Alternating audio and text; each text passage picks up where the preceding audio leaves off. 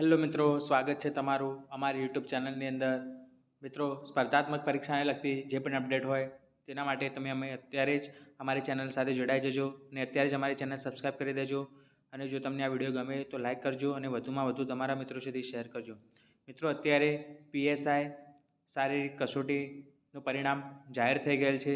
અત્યારે કોન્સ્ટેબલની પરીક્ષા માટેનું ગ્રાઉન્ડના ઉમેદવારો હજી બાકી છે, પરંતુ પીએસઆઈની શારીરિક કસોટી પૂર્ણ થઈ ગઈ છે અને તેનું પરિણામ જાહેર થઈ ગયું છે।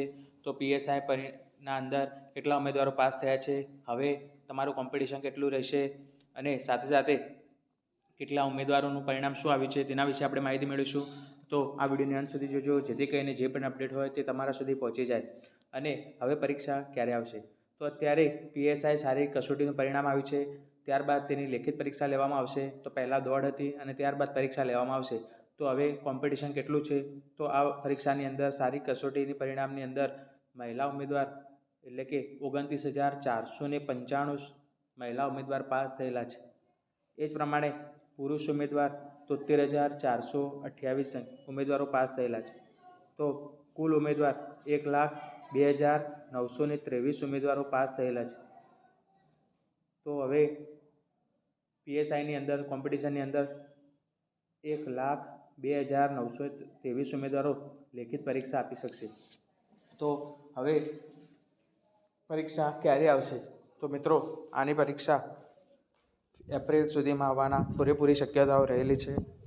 તો આ પરીક્ષા એપ્રિલ સુધી આવી જાય છે તો અત્યારે તમારે દરેક વિદ્યાર્થીઓએ ખૂબ જ મહેનત કરવી પડશે। હવે ફક્ત 2 મહિના જેટલો સમય છે તેની લેખિત પરીક્ષા આવવામાં, જેથી કરીને દરેક ઉમેદવારો ચોક્કસ તૈયાર થઈ જાય અને તેના જે સિલેબસ છે તે પ્રમાણે તૈયારી શરૂ કરી દે, કારણ કે શારીરિક કસોટીનું પરિણામ આટલું જલ્દી આવી ગયું છે, તેથી પરીક્ષા પણ જલ્દી લેવામાં આવશે।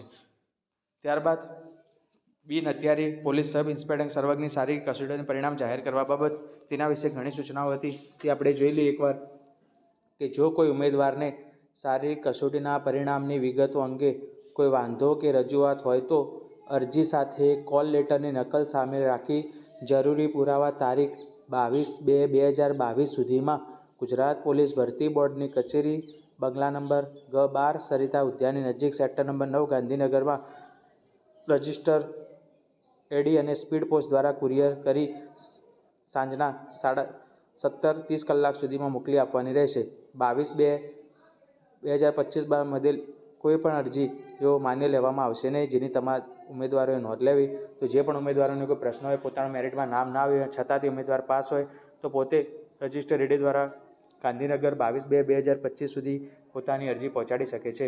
તો જો તમને આ વિડીયો ગમે તો લાઇક કરજો, વધુમાં વધુ મિત્રો સુધી શેર કરજો અને આવા જ તૈયારીને લગતા પીએસઆઈની પરિણામ લગતા માહિતી જોવા માટે અત્યારે જ અમારી ચેનલને સબસ્ક્રાઈબ કરી દેજો, જેથી કરીને તમને તમામ અપડેટ મળી રહે। ધન્યવાદ।